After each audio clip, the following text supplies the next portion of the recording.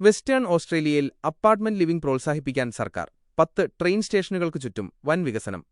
Perth. Western ഓസ്ട്രേലിയയിൽ വർദ്ധിച്ചുവരുന്ന ജനസംഖ്യയെ പിന്തുണയ്ക്കുന്നതിനായി അപ്പാർട്ട്മെന്റുകൾ ഉൾപ്പെടെയുള്ള ഉയർന്ന സാന്ദ്രതയുള്ള ഭവനരീതികൾ ഹൈ ഡെൻസിറ്റി ഹൌസിംഗ് സ്വീകരിക്കാൻ ജനങ്ങളോടാവശ്യപ്പെട്ട് സംസ്ഥാന സർക്കാർ. ഇതിന്റെ ഭാഗമായി പെർത്തിലെ 10 പ്രധാന ട്രെയിൻ സ്റ്റേഷനുകൾക്കു ചുറ്റും ബഹുനില കെട്ടിട നിർമ്മാണം വേഗത്തിലാക്കാൻ സർക്കാർ പ്ലാനിംഗ് നിയമങ്ങളിൽ മാറ്റം വരുത്തുന്നു. ട്രെയിൻ സ്റ്റേഷനുകളുടെ 800 മീറ്റർ ചുറ്റളവിൽ കൂടുതൽ ഭവനങ്ങൾ നിർമ്മിക്കുകയാണ് ലക്ഷ്യം. ബല്ലജുറ, റെഡ്ക്ലിഫ്, കോട്ടസ്ലോ എന്നിവയുൾപ്പെടെ 10 സ്റ്റേഷൻ പരിസരങ്ങളിലാണ് പദ്ധതി ആദ്യം നടപ്പാക്കുക. ഈ പ്രത്യേക മേഖലകളിൽ കെട്ടിടങ്ങളുടെ ഉയരം, സാന്ദ്രത എന്നിവ സംബന്ധിച്ചുള്ള തീരുമാനങ്ങൾ എടുക്കാനുള്ള അധികാരം പ്രാദേശിക കൗൺസിലുകളിൽ നിന്ന് മാറ്റി WA പ്ലാനിംഗ് കമ്മീഷന് നൽകും.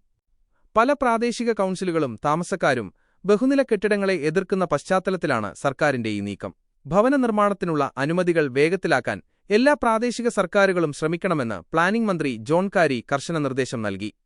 ഈ പദ്ധതി ഭവന വൈവിധ്യം ഉറപ്പാക്കുമെന്നും പൊതുഗതാഗത സൗകര്യങ്ങൾക്ക് അരികിൽ താമസിക്കാൻ ആളുകൾക്ക് അവസരം നൽകുമെന്നും ഡെപ്യൂട്ടി പ്രീമിയർ റീത്ത സഫിയോട്ടി പറഞ്ഞു.